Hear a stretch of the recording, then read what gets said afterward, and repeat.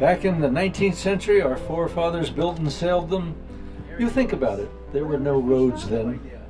There were no trucks, there was no steam, there were only sailing vessels. These sailing vessels built of pine, oak, fir, hackmatack, cedar, and elm. The real McCoy, think about it now. When you see an 18-wheeler on the turnpike or on US 1, that was a 3 or a 4-masted schooner back in the 19th century.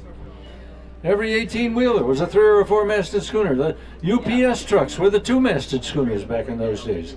They went in and out of all the little harbors, all the ragged indentations, all along our New England's ragged coast, trading in and out of these little villages, carrying the commerce that built this nation. They were built by the thousands. Interesting to know that Rockland was the 4th largest seaport in the late 1800s in the country. The vessels by the tens of thousands would go by Owl's Head Light over the course of a year. So many vessels would go by Owl's Head Light. The lighthouse keeper couldn't even count them all. So many sailing vessels, large and small, back in those days. Back in the 20s and the 30s, Depression times, here were all these vessels left over in the coves and on the beaches, needing paint, rigging and festoons, all these wonderful workaday schooners left over from the days of commercial sail. A few of them were saved. The Maddie, the Mercantile, the Grace Bailey, the Victory Chimes, the Louis R. French, the Stephen Tabor, the Timberwind. All of these vessels of the main Windjammer fleet. They were saved for the pleasure of people. They sail now.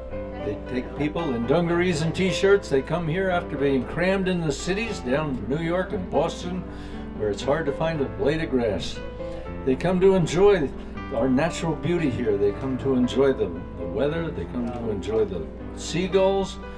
They're enthralled by a hungry, mangy seagull pecking at a french fry that fell off your dinner plate. I've seen so many people taking pictures of just that. They go off on a Windjammer cruise, one of the most wonderful weeks that you could enjoy. Best vacation, environmentally acceptable, very natural. Don't allow things like radios, don't allow things like telephones. You get away from it when you take a Windjammer cruise. Get away from reality. Take a Windjammer cruise, try it out. Oh my God, it's an experience you'll never forget. But take it for a whole week. It really takes a week to settle in on the schooner and to really become an old salt. Main Windjammer fleet. Wonderful, wonderful vessels.